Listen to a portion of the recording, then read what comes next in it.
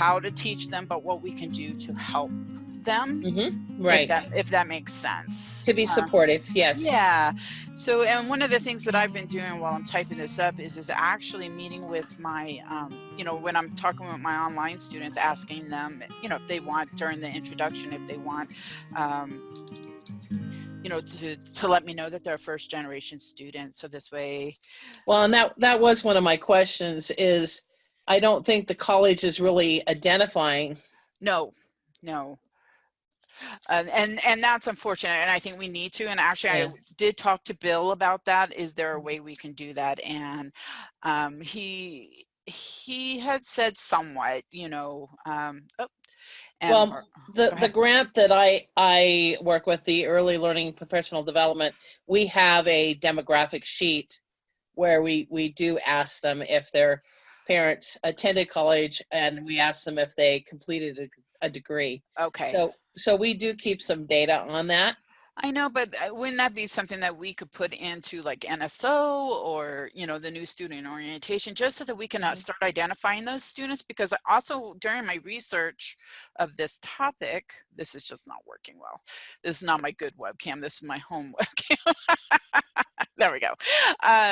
With that, you know, like when they first sign up for class or something, it would just be kind of nice if we had that basic information to just have maybe even in Jen's-Bar section, and make it optional. We don't have to make it that they have to do it, but well, and I'm thinking maybe in the FAFSA information it is recorded, but I don't know if they can share that financial aid. It's probably not. You're probably right. So yeah, I don't know what we could do about that, but I would like to be able to do that. Even in iPads, I wonder if we can do that. So, all right, there we go. I'm going to go ahead and share this. Just, I know you already have the I do. The PowerPoint, but I'll go ahead and share it just in case anyway. Let's go here, share. Come on. And this one here. And enter. Okay, and so I did send you over some papers too, and I'll get that to you in a minute. You know, we'll bring that up too, but I do like to go through, because we could just talk about it a little bit, and hopefully we get some good information in here as well, because other people are going to want to watch the recording. You know, just to get some ideas of what we're going to do. And I'm going to have recordings of everybody that I meet with. Actually, I got, gosh darn it, I've got Barbara Mann. She just said that she'd come today too. So I'm just trying to find a good place for this camera. I'm going to get my other one out. So anyway, so I did do some researching on this, and actually I found some really great books. 50 Things, which is backwards, you can't read it, but I do have a link to it, or, you know, No, it's correct. It is correct for you. It's looking backwards for me. Yeah. So 50 Things I Wish Someone Would Have Told Me About College. It's got some anecdotes in there, and that's on, I put some on the handout there. And are those going to be available in your office, or are we going to put those in the LRC? I'm going to keep them in my office. I'll probably buy another set depending on what the feedback is on each of those each of the books. So then I have first generation college students. It's kind of a little bit of a text, but it does have some good information in here, you know, transitions and, you know, who the students are, and holistic approaches and all of that. And then I have 33 simple strategies for faculty, a week-by-week resource for teaching first year and first generation students. Well, that's great. Those sound really good. Yeah. And they did have some good information. That on that handout that I just sent over to you in the email, I do have some information that I just pulled from the book, just to kind of help make it a little bit easier for everybody to, you know, access it. And like I said, I will get another set of these. I just wanted to review them first before I said that they were good, but they were good. So yeah. You never know. You never know. So one of the things I did find out is that students who didn't have parents who went to college are more likely to drop out. I mean, it's at 26%. It doesn't seem significant, but in our numbers, it is. I think that's a lot, yeah. Yeah, it is pretty significant. And we do have a lot of first generation students, I believe, here. I mean, I know of 3 off the top of my head that are for first generation students. So, and you know, in the area we live in as well. So, but there was kind of an interesting statistic that that we came across. So, so the so some of the things that we'll talk about is, you know, the academic culture shock. I'm even wondering, you know, and I have these things of the culture shock, you know, the need for community. Students don't feel like they have a community here. They don't know other students who are first timers. So it would be nice if we had either a group or a class for the first gen students, so that they could reach out to each other and know that they're not alone. I mean, imagine going into a class with 30 other students who are first timers.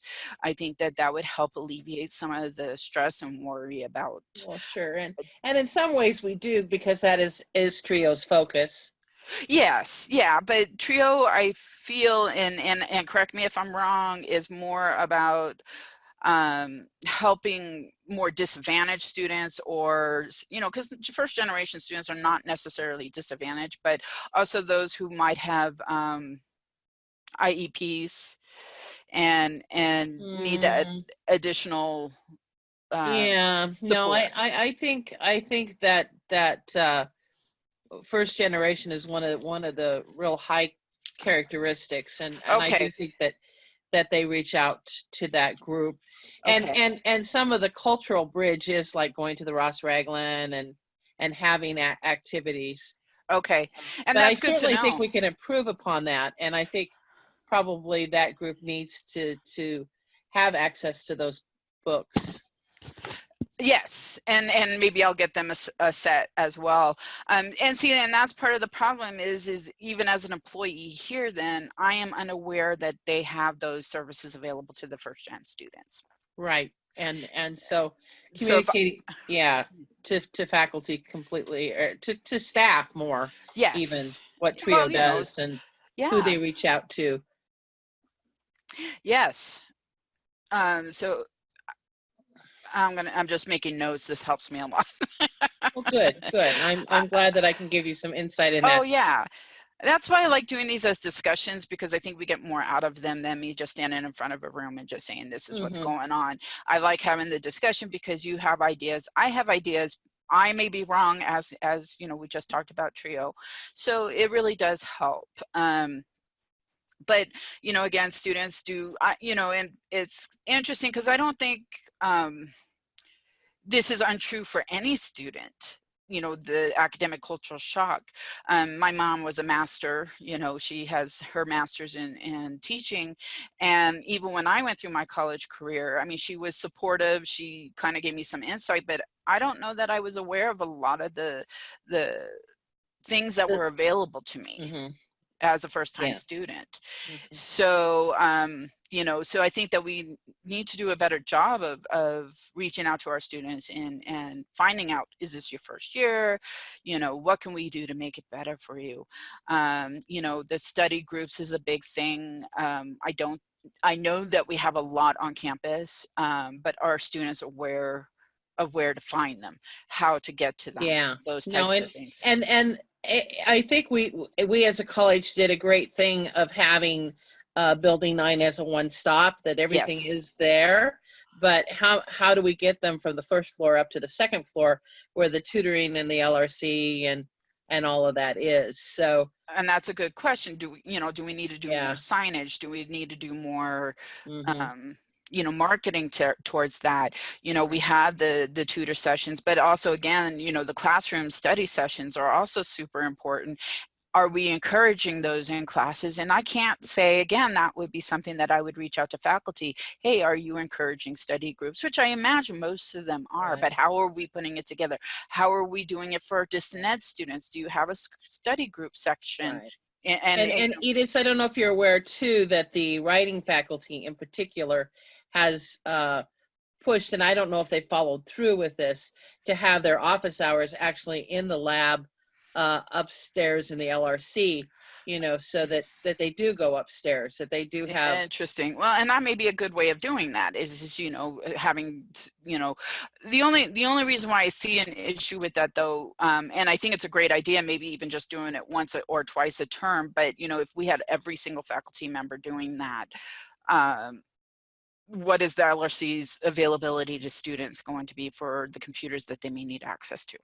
Yeah. I'm just looking at both sides of the coin. Right. Oh yeah. Yeah. No. And I think that Rick is working with that. Okay.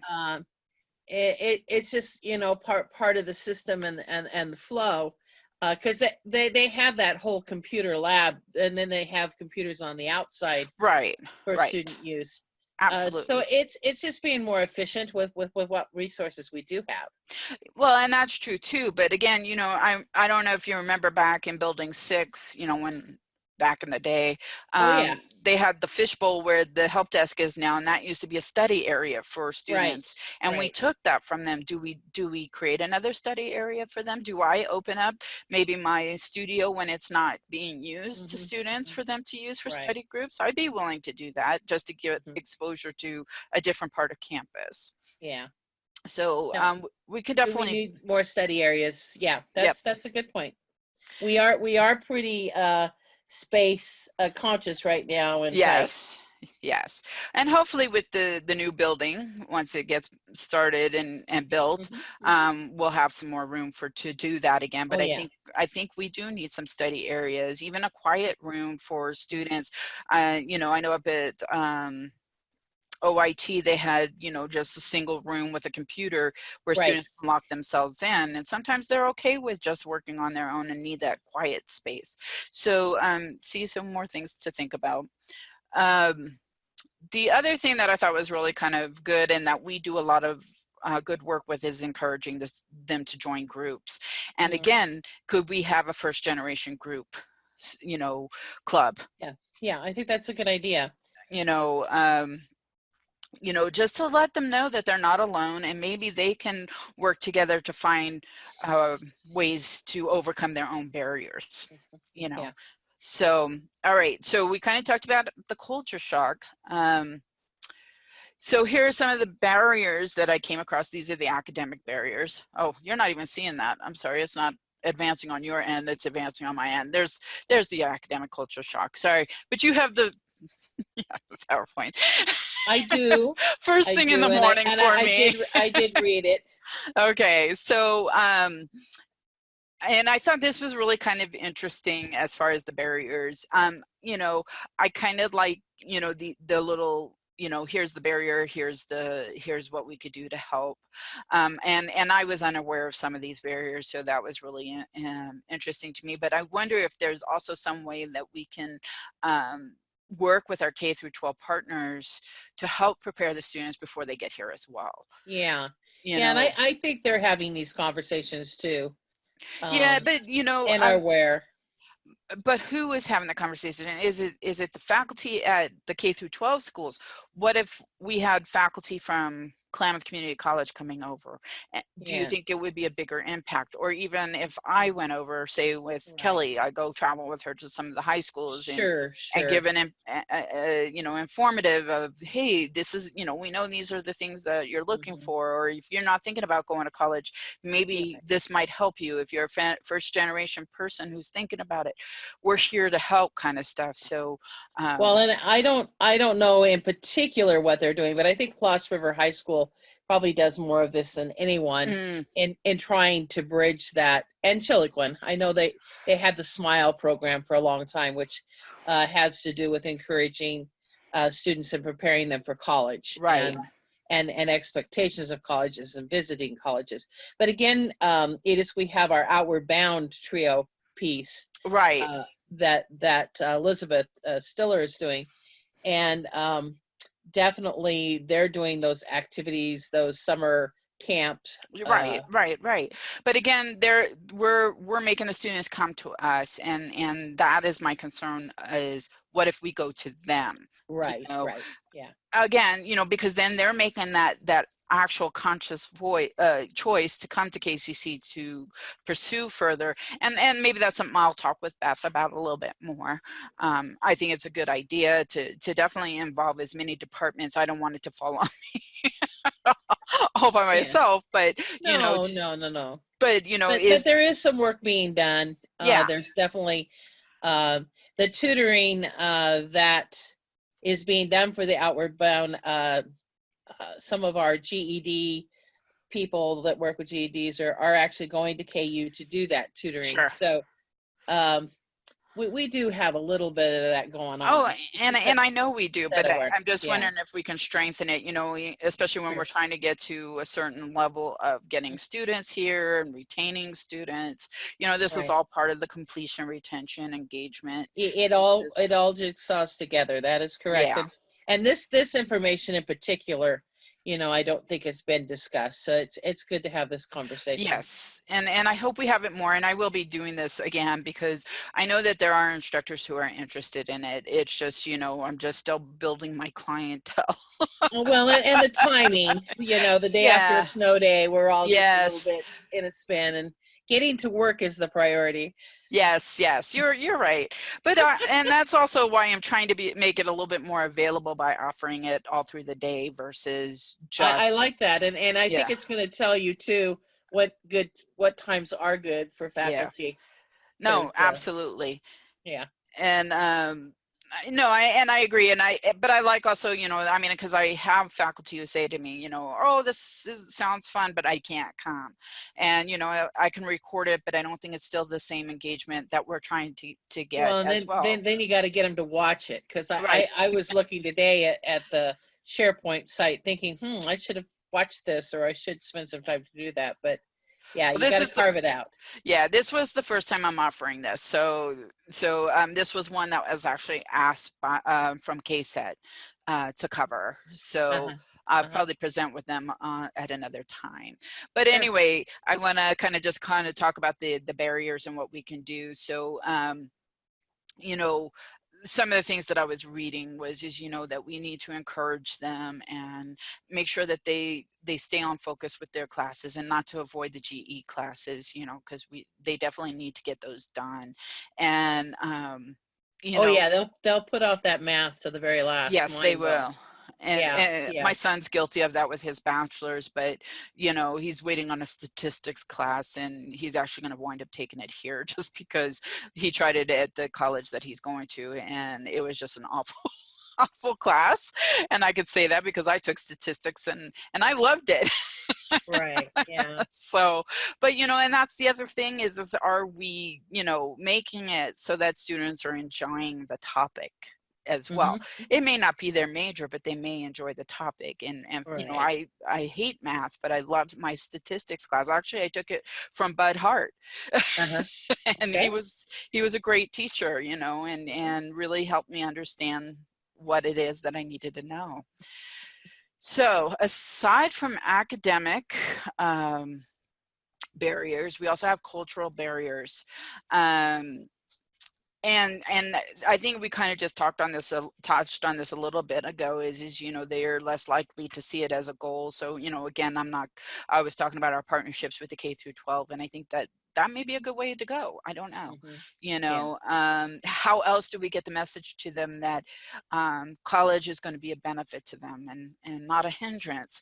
And, you know, I think Dr. Kateris always has a good message with it about, you know, it makes you, you know, elevates you in society, I guess is a good way of putting it. It gets you from the back of the bus to the front. That's right. And that's his analogy. And it's funny that you thought about him the same time as I did. That's funny. Talking about this, moving from that not needing college, trying to get the kids out of the fields, you know, enough of our migrant people really have that culture that they need to go right to work and not connect to this. So definitely changing that mindset has been one of his goals, and I see him working with the K-12 and trying to build that also.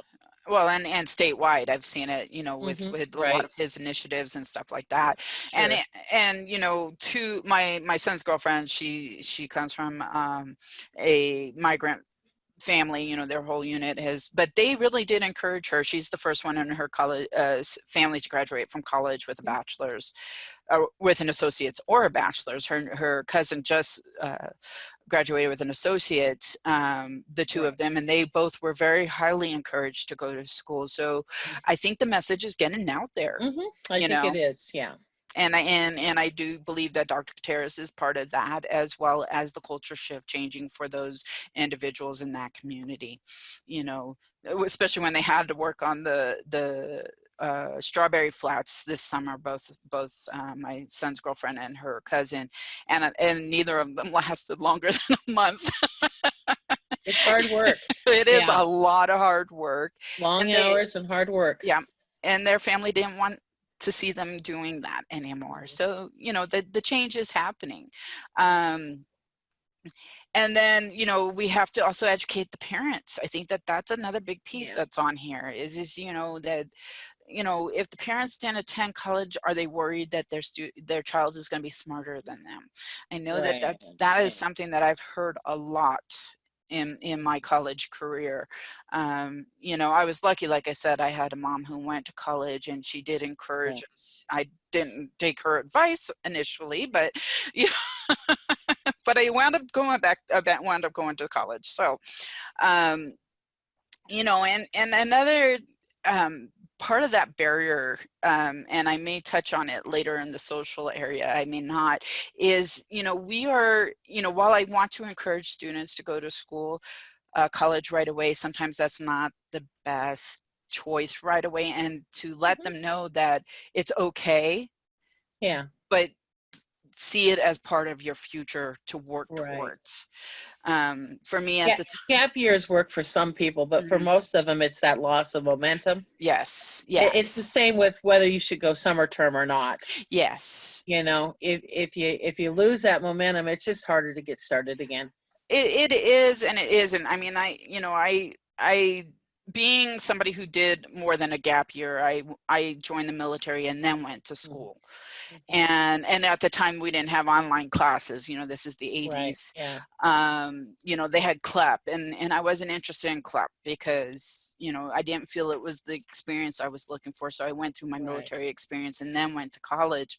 It was a good choice for me, but we shouldn't discourage our first generation students or students who are thinking about doing something similar from doing that, and telling them that there's still the opportunity. It's still available to them. Just, you know, how are we going, you know, just to still put it into their future. But I hear what you're saying too, is, you know, if they lose that momentum, some students will, and then they will say, I won't go back. But again, I have another situation with one of my son's friends who went to college right after school, and he was so overwhelmed, and he was a first generation student. He was overwhelmed. It may be that the support system wasn't very good there. He went to SOU, and then came to OIT, and he still was not able to complete his degree because he just felt so overwhelmed and felt no support. The only support he got was from me as a person, but, you know, I didn't know what the ropes were for SOU as well as OIT, and that's why I'm starting to think that KCC would benefit from even just having a first generation club to help alleviate those worries and provide that support, that somebody else knows what I'm going through and they're able to help me. So, and I love this one too, as far as being a mentor for their community. I think that is really cool. But how do we promote that? Again, you know, we're giving them all these ideas, all these wonderful ideas, but we're not telling them how to utilize them. So that's where I think we're kind of, you know, what's that word I'm looking for? Not connecting the dots. So. Yeah. Well, and in particular, in a couple of those cultures, the man is in charge. And so for me, working with students who are usually women who are going into childcare type jobs and stuff, sometimes their husband or their father can have a huge influence on what they can or cannot do. They're very protective, and so it is a tightrope to navigate. So how do we help them? I mean, that kind of falls under the unsupportive parents. I guess we could say spouse member too. I should throw that in there. Yeah, yeah, no, they have spouses and boyfriends, you know, they have that network of ideas, scripts in their head about their place in the world, and what trying, you know, even having children of their own, it's huge to have to make the priorities between time and effort to step out and to put school first. Yes, and that is very true. But how do we do that? And I like the idea of, you know, connecting with the parents or family members. I'll put that in there as well. And maybe reach out to them, maybe provide them with some tools to understand what their student is going through, and you know why their support is needed. I wonder if there's something we can do in that aspect, you know.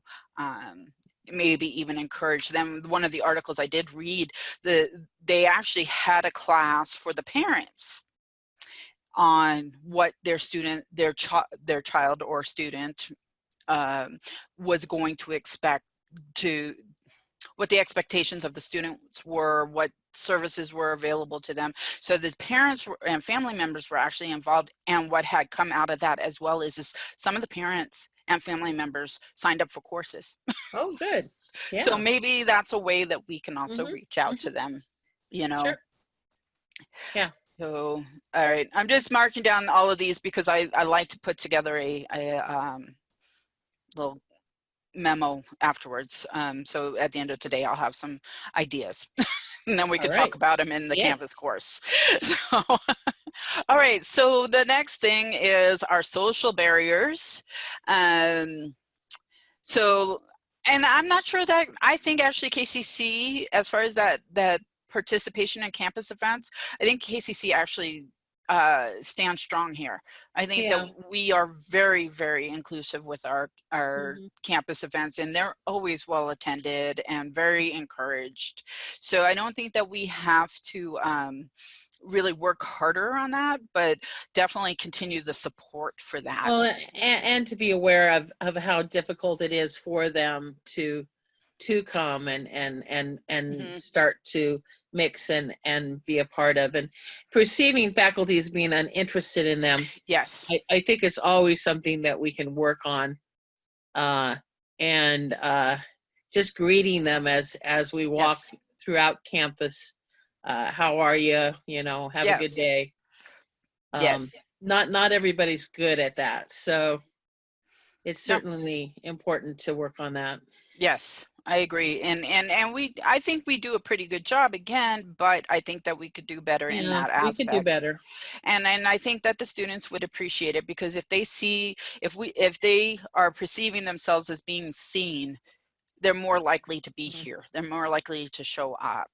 And I think that kind of goes along with the instructor presence idea, is that, you know, the more that you engage with the student, the more they're going to be feeling like they're part of this wonderful organization and opportunity to better themselves. So I think that has a lot to do with it.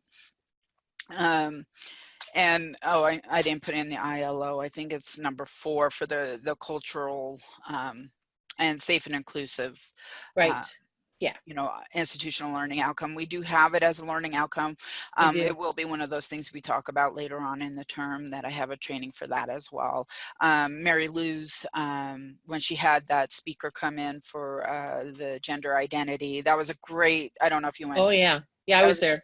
Great session. I learned so much. I mean, I was kind of surprised, because, you know, some things I took for granted, some things I didn't, but having that opportunity, why don't we do that for our students? Why aren't we having our students come in and hear about this? Maybe have Amity come in and do a session for them, and, you know, make it an event.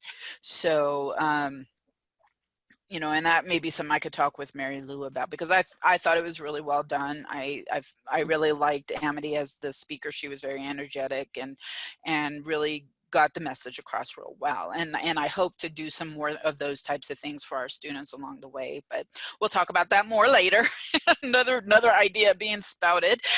So, Sure. but you know, again, I think we do a really good job. We do announce all of our campus clubs, but how much are we encouraging our students to join? And I'm hoping that we encourage more of our first generation students.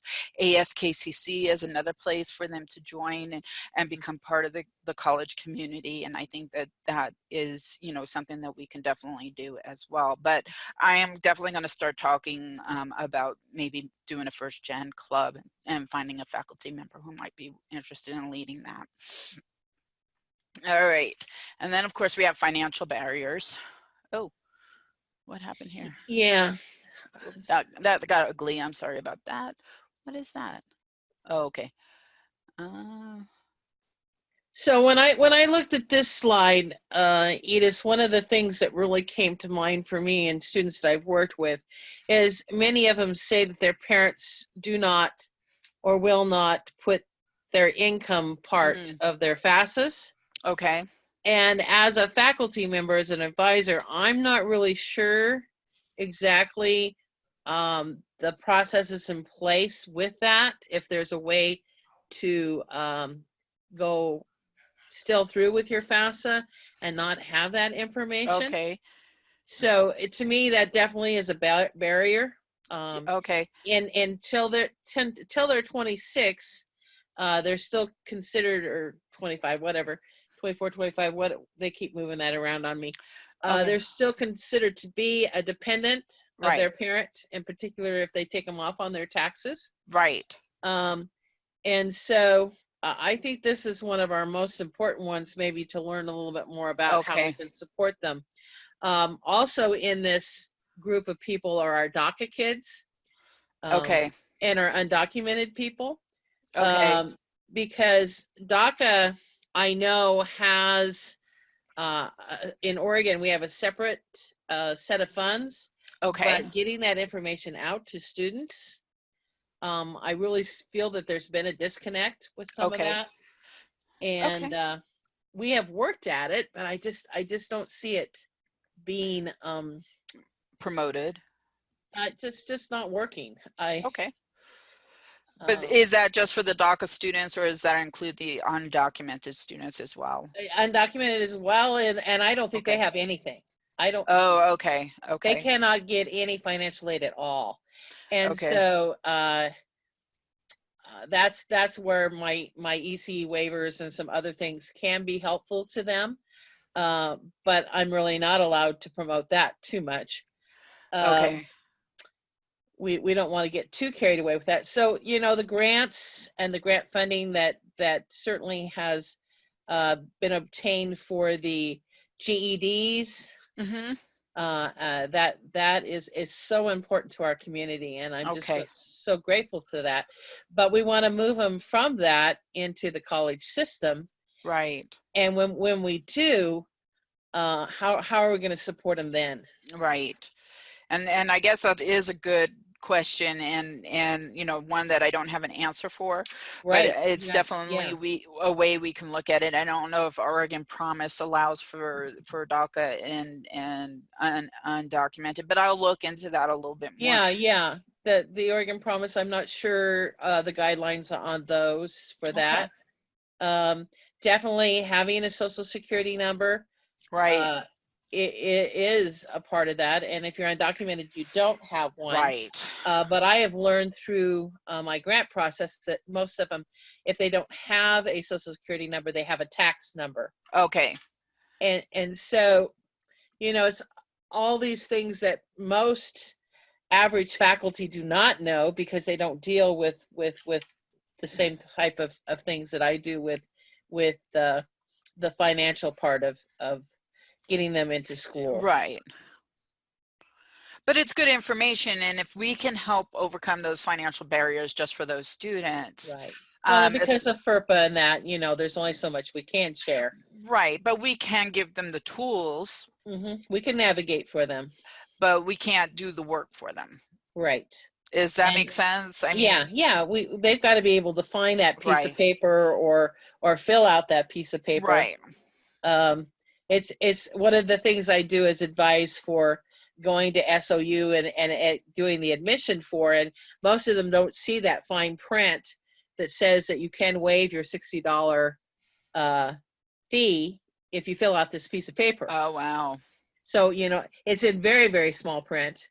Well, yeah, because they don't want to, if I had known about it, I might have done it. Well, and my understanding on it, but I really don't know for sure, is that later on SOU takes it out of their financial aid. Oh, okay. But they do recover a lot of that anyway. Sure. But people will look and they'll see, $60 fee, I can't afford that. I'm not going to do that.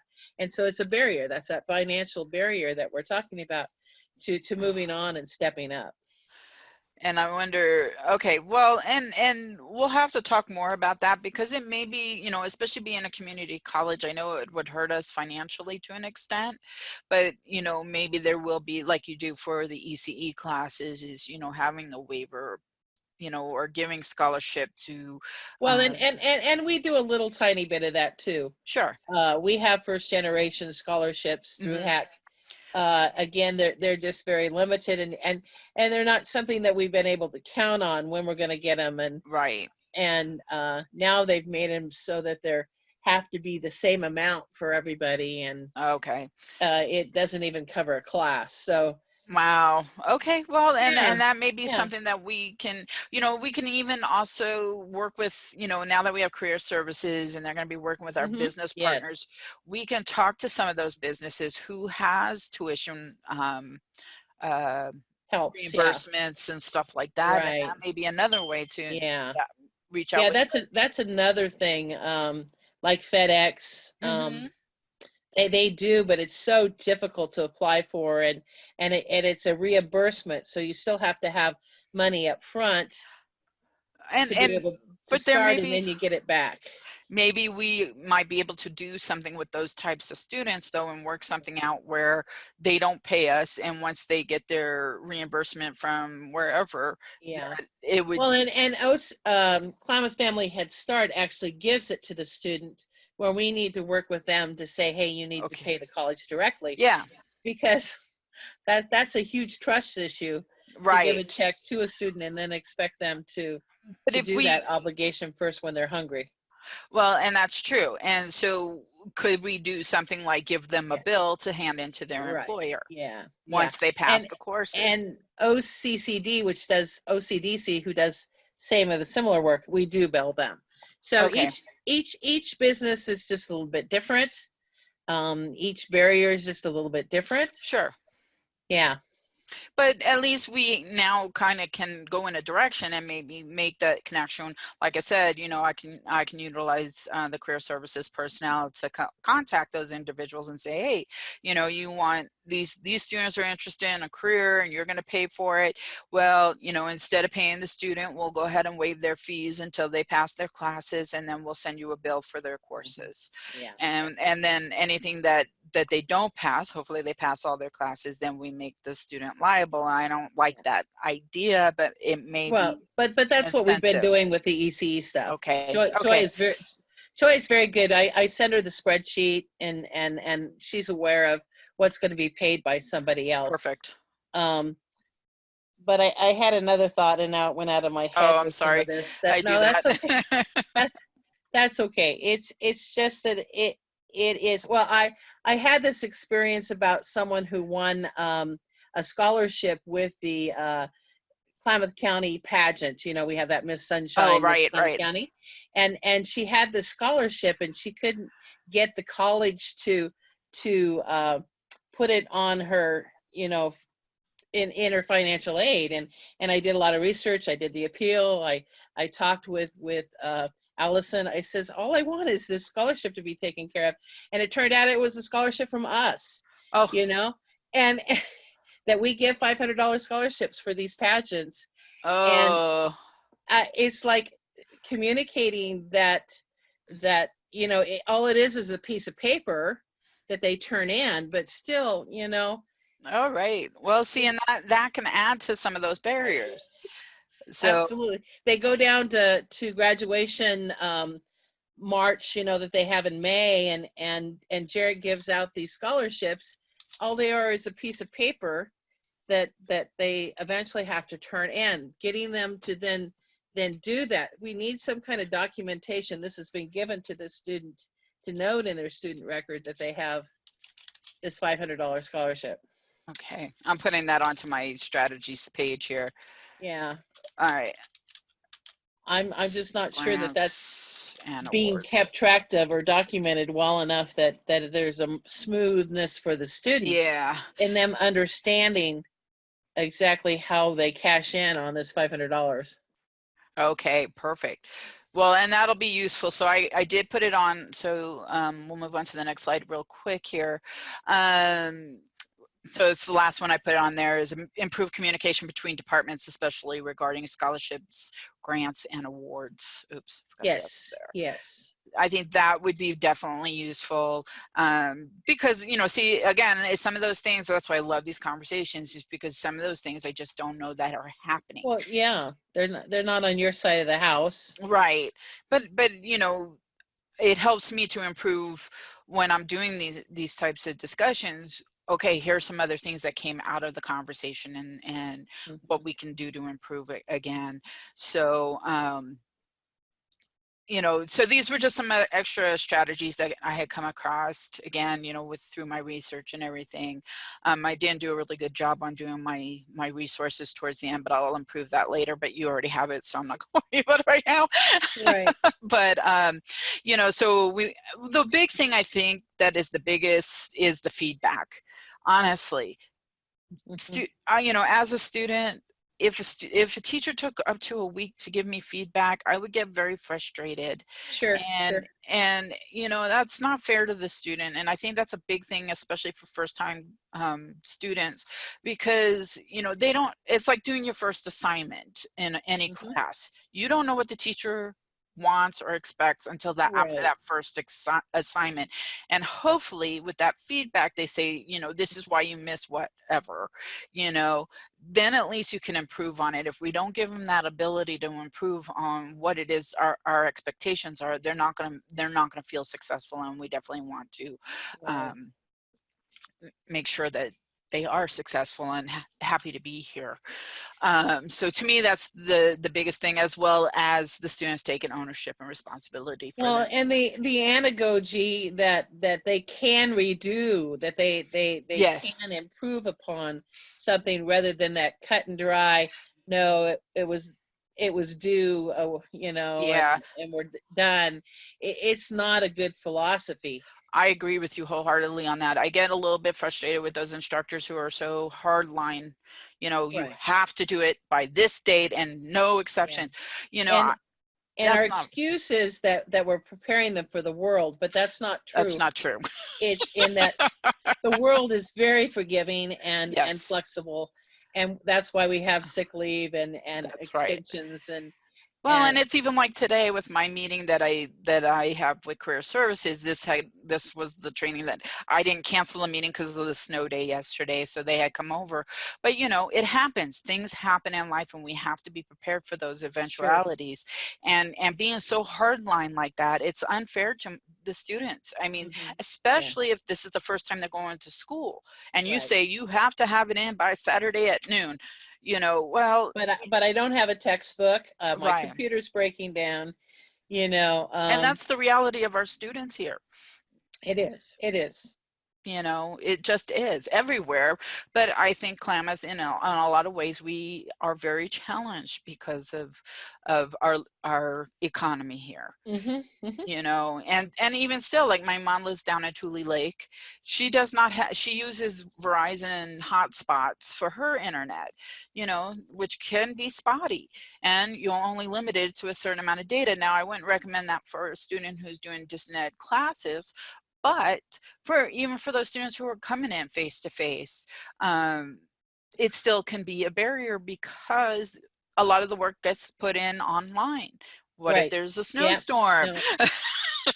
What if the or charters cables get cut between here and Medford? Yes. You know, so there's that day really woke us up to a lot of stuff. Yes. Yes, it does though. But see, and you know, that hard line, I understand as an instructor, you know, I'm teaching classes, I get it, is, you know, it's a lot of work, you know, especially when you're doing grading and all of this But stuff and that's you what don't we get paid for, is that eventually. discretion and ability to be able to work through that.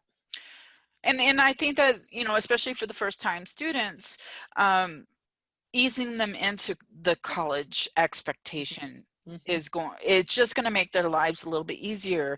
And you can discourage a student, say if they were to take, you know, a class and it's all hard line, you know, by here, by here, by here, and they're not able to keep up because they're still learning the rules of the road, you know, that I could see where they could get discouraged. And I think that we ought to build a little bit of flexibility into our courses. But that's Yeah. my opinion right at the moment. No. And if other people disagree with me, that's okay. Is Yeah. definitely a choice, but that's the way I perceive it. Well, and having gone through this discussion with a few people recently, it's nice that the college doesn't have a dead fast policy on this, and that Hmm. we as instructors can Hmm. be flexible with our late work Hmm. policies. The only requirement is that we have one, and Right, that we try right. to be consistent with all students on it. Um, And I because just wish we had one that was campus wide that was a little bit more flexible. So for those instances of those instructors that, Well, I had one that I saw on a syllabus recently that I've kind of adopted, and saying, you know, that life happens, and that I appreciate knowing ahead of time when you're having mhm. difficulties with something, so I can help you. And And then I've put that in mind. that it may be docked, you know, Yes, docking some points is a fair way to do things. yes, yes, it Um, is. but you know, Well, because if also that ability to make those points up, if they can prove to me that they do understand the concept and have now mastered it, to move on.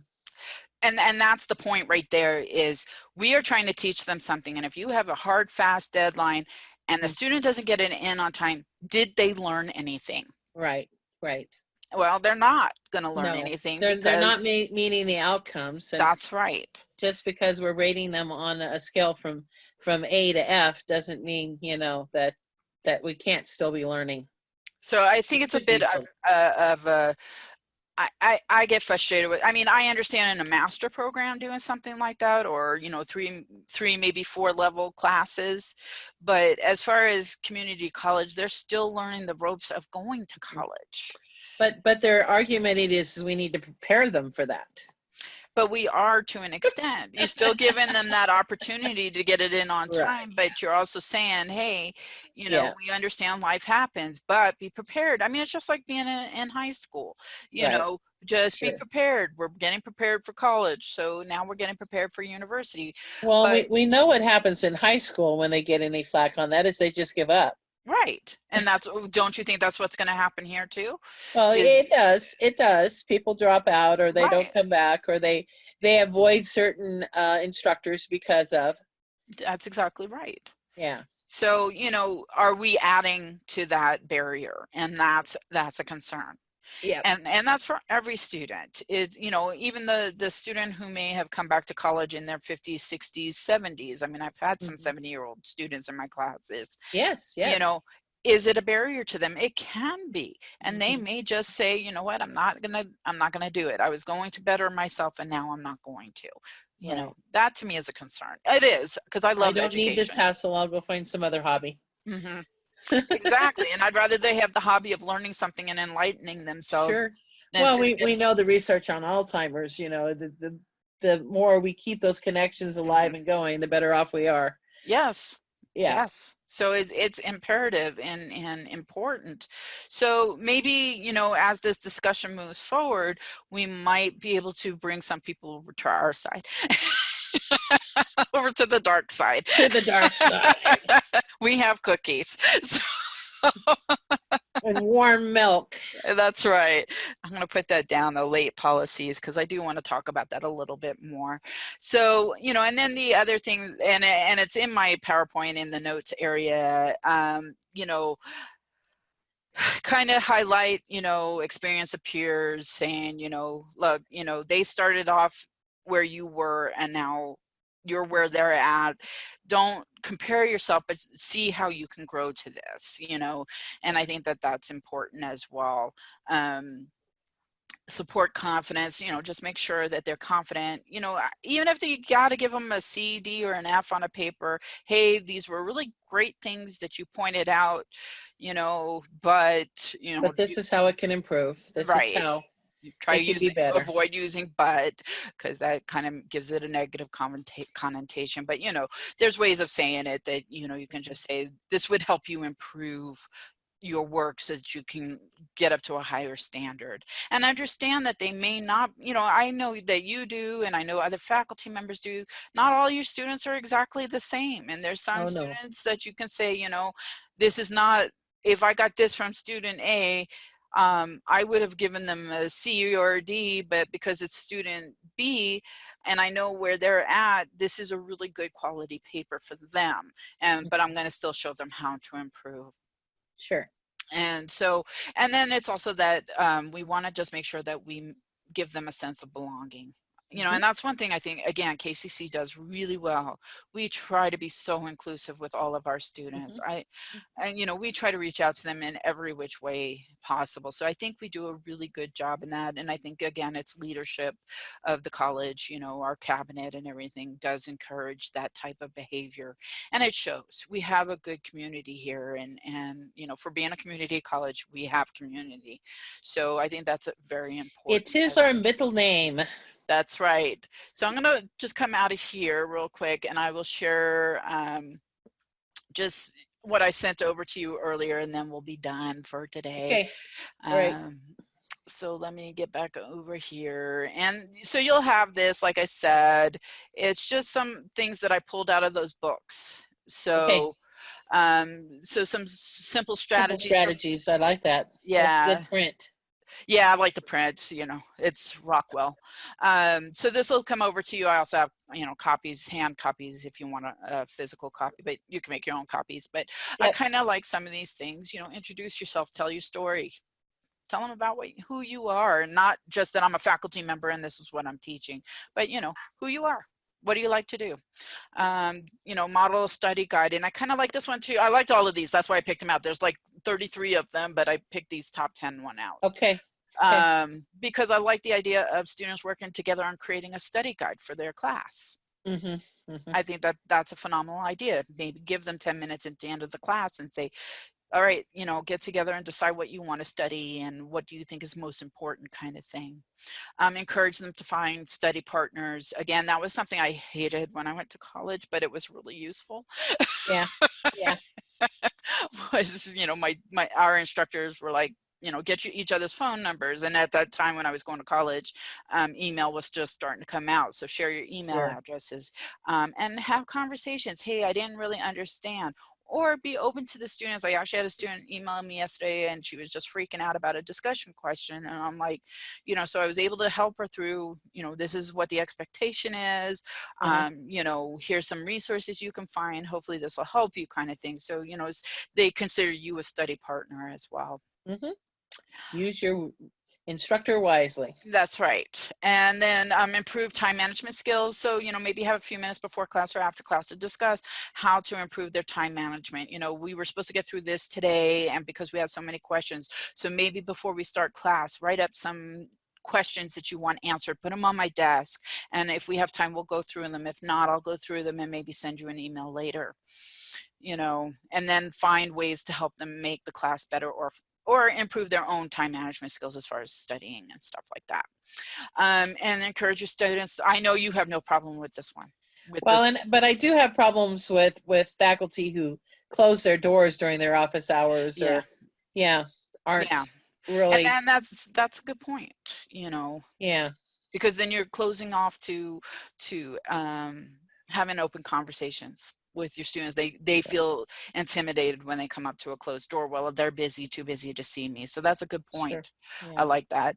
And also maybe even, and we just talked about that earlier, where, you know, you see your students out in the walk into class. Hey, how's it going? It's good to see you. I'm glad you're here on campus today. Right. Well, and even before, you know, way back when, when the commons was more actively used, I would sit at a table, you know, Yeah. and invite people to come I, and visit with me. You know, it's good. and it's one of those difficult things to do. It is, you know, because I know that even in this department here, we've talked about doing stuff like that. And Ian will sometimes go sit out somewhere, or David used to sit down and sit out in the common areas, and then people would come up to them, you know. And it's hard to get away from your desk because you got work to do. But you know what? Right. It might be a good break for you as well. Mm-hmm.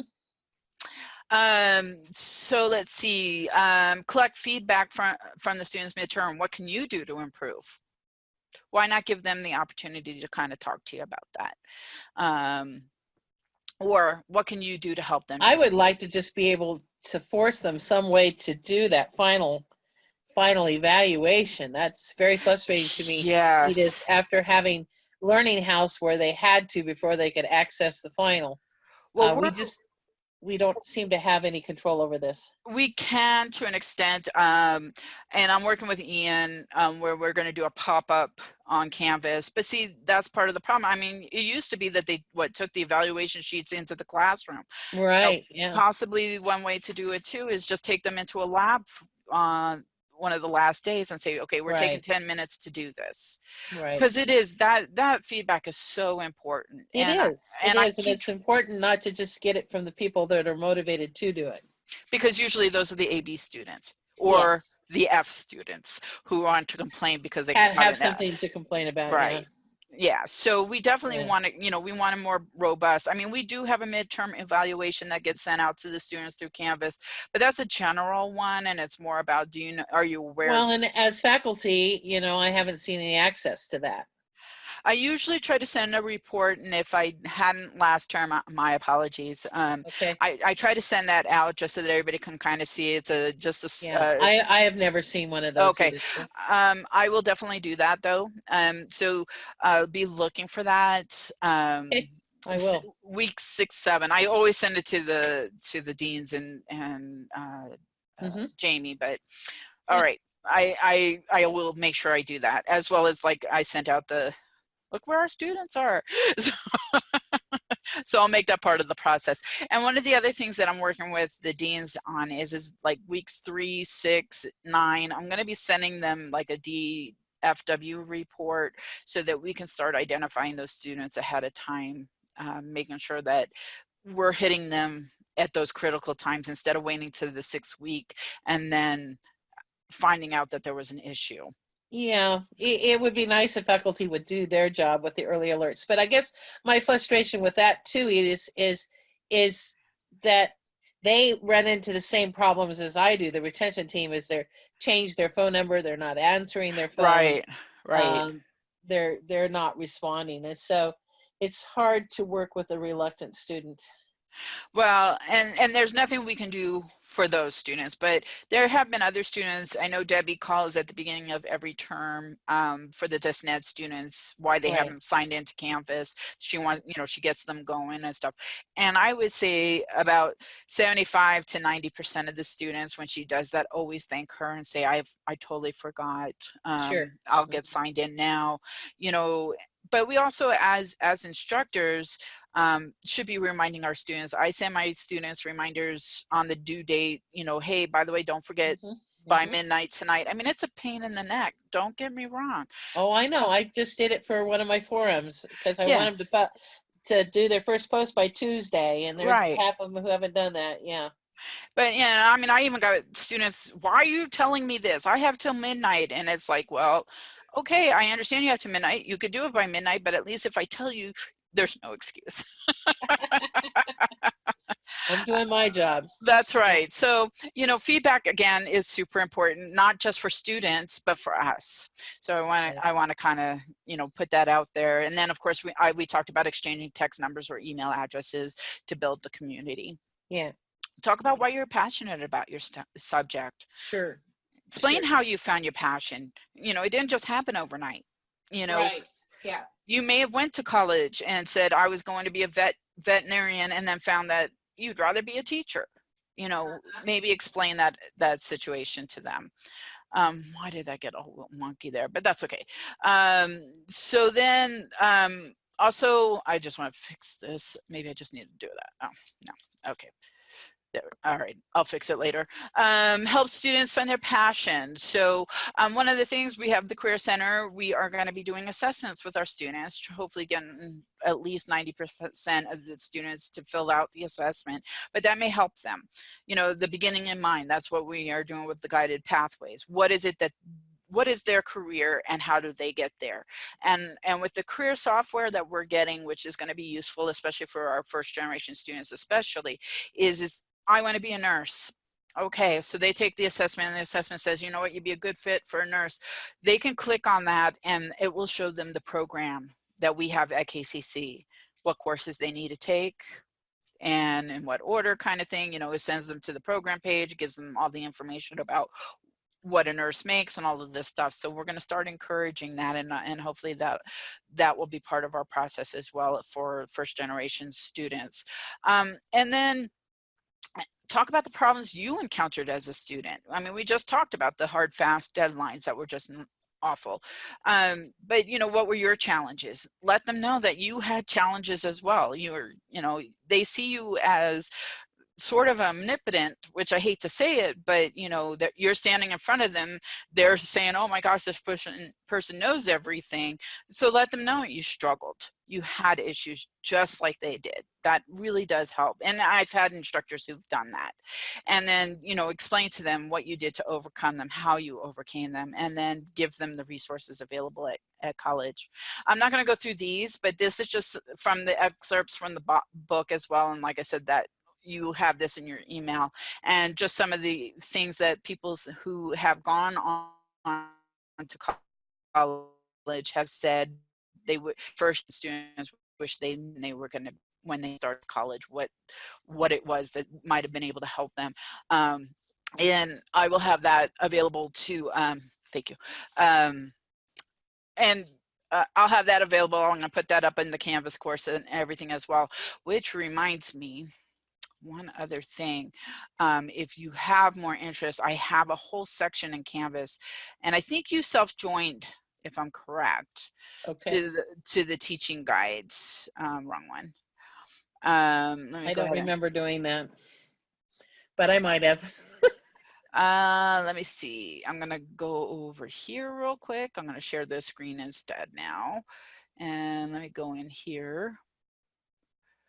And if you go right here, it's the CTL teaching guides. I'm not sure, but if you haven't, you can self-join this course. The only reason why it's self-join is because we have discussions in it. If I make it public, we can't have discussions because of spam. So, but in here, I also have teaching first generation students. Okay. And so there's a lot of good stuff in here. What is HEUTAGOE? Pedagogy. That is the self-learner. Okay. So, yeah, pedagogy. I hadn't heard that word. Yeah, it's something new.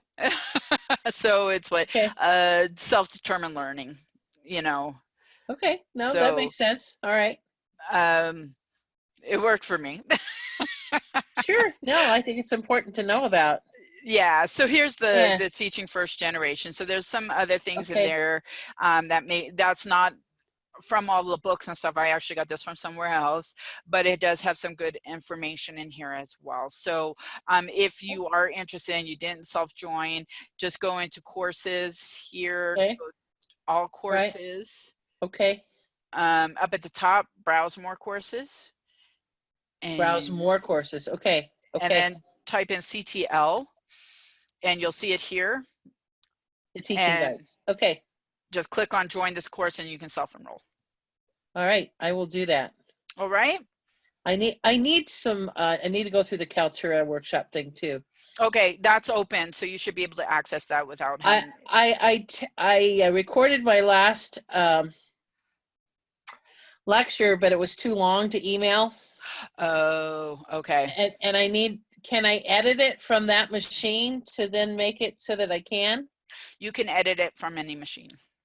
Okay. You just go into Kaltura and... I forgot to turn it off, and I So I was Oh, still okay. talking with students and stuff, and I can definitely take care of, cut some of that if I know how. Okay, so in here you have the using the video editor, and that Okay. should give you some information on how to cut and paste and Yeah. trim it up and everything like that. If you can't do it, if you're having issues, let me know and I'll help. I'll come over and visit with you and we'll work through it. Okay. Yeah, I'll Okay. probably be working on that about 3:15 today. Okay. In 6208. All right. Well, you let me know. And Okay. other than that, I think that was a good discussion. I really appreciate your time for that because that was just You're awesome. welcome, Edith. Yeah, and this was very helpful too, knowing how to get to these courses and Oh, good. videos and stuff. Good, So good, good. yeah, I can self-enroll in that Kaltura one too, right? The Kaltura one should be an open. It's a public one because there's no discussion in it. Oh, okay. I'll double check and make sure that. Oh, I have it for institution, but I'm going to go ahead and make it public. That way you can just get in there, and it's easier when it's public than it is, because then you don't even have to sign in a Canvas to get to it. But now that you know that it's there, so if you have trouble accessing it, let me know. Okay. Okay. All right. Well, thanks. And thank you. I will talk to you later. Alrighty. Alrighty. Bye now. Bye.